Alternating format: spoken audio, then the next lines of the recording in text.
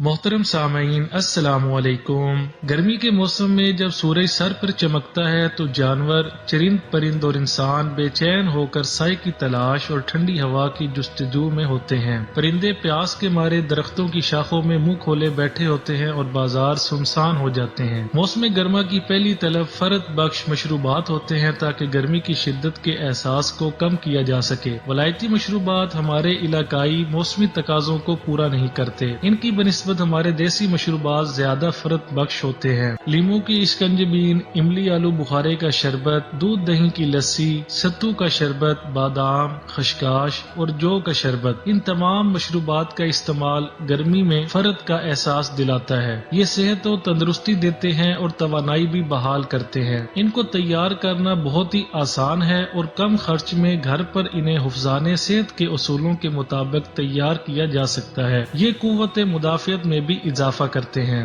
آج کی اس ویڈیو میں ہم آپ کو 3 ایسے مشروبات، نمبر 1 پر ہے املی آلو بخارے کا شربت۔ یہ شربت گرمیوں میں بہت پیا جاتا ہے۔ گلی گلی لوگ ریڑھیوں پر املی آلو بخارے کا شربت بیچتے نظر آتے ہیں، مگر اسے نہایت سہولت اور صفائی کے ساتھ گھر پر تیار کیا جا سکتا ہے۔ اس کے لیے آدھا کلو املی اور آدھا کلو آلو بخارا 5 سے 6 گھنٹوں کے لیے پانی میں بھگو دیں، پھر انہیں گرائنڈ کر لیں یا صاف ستھرے ہاتھوں سے ملیں اور چھان کر گٹھلیاں علیحدہ کر لیں۔ پھر اس مرکب کو 2 کلو چینی کے ساتھ پکائیں۔ مناسب گاڑھا ہونے پر ٹھنڈا کر کے بوتلوں میں بھر لیں۔ بوتلیں فریج میں رکھیں تو شربت زیادہ عرصے تک محفوظ رہے گا۔ نمبر 2 پر ہے ستو کا شربت۔ ستو نبی کریم صلی اللہ علیہ وآلہ وسلم کی خاص مرغوب غذا تھی۔ یہ جو سے بنتے ہیں اور کالی جو سے بنے ہوئے ستو بہترین ہوتے ہیں۔ یہ جو کے آٹے کو ہلکی آنچ پر بھون کر تیار کیے جاتے ہیں۔ گرمی کے موسم میں یہ مشروب واقعی راحت جان ہوتا ہے۔ ستو کا شربت بھی املی آلو بخارے کی طرح گرمیوں میں گلی گلی ریڑھیوں اور ٹھیلوں پر بکتا ہے، مگر یقین سے نہیں کہا جا سکتا کہ تجارتی بنیادوں پر فروخت ہونے والے اس شربت میں صاف ابلا ہوا پانی یا دھلے ہوئے ستو شامل کیے گئے ہیں یا نہیں، اس لیے اسے گھر پر تیار کرنا بہتر ہے۔ ستو میں شکر،